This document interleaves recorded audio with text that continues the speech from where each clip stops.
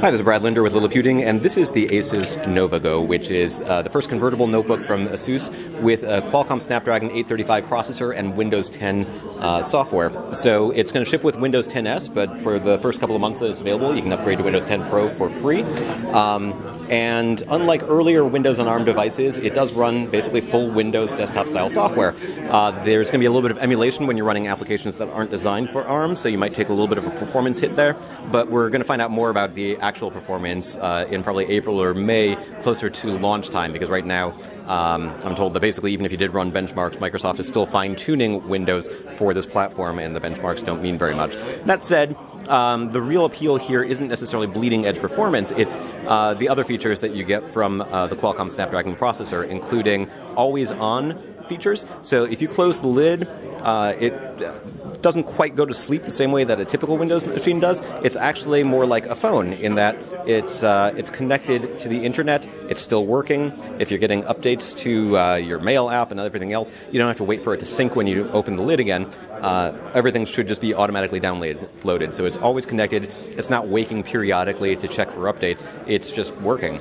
And it gets days, weeks, maybe even up to a month of standby time.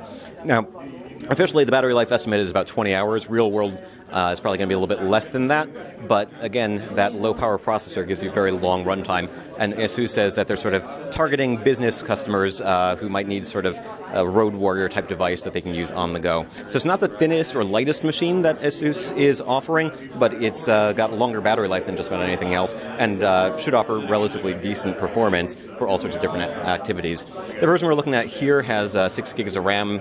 The final retail version is expected to have either 4 gigs of RAM and 64 gigs of storage, or 8 gigs and 256 gigs at the higher end. And this version is running Windows 10s, but again, it can be upgraded.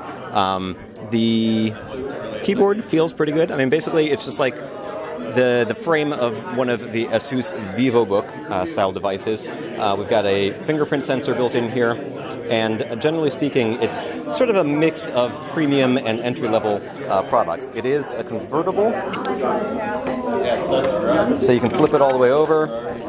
You can use Continuum software to switch between tablet mode and desktop mode. You can use it in tent, tablet, or stand-type displays situations. And it's going to be coming in April or May for about $600 and up. The entry-level model will be $600, and the version with more memory, more storage is going to be closer to $800. Some people have sort of been asking why pay up to $800 for a device that has the performance that's more like what you would expect from something with maybe a Celeron or a Pentium processor, and the answer is basically that always connected features and the long battery life.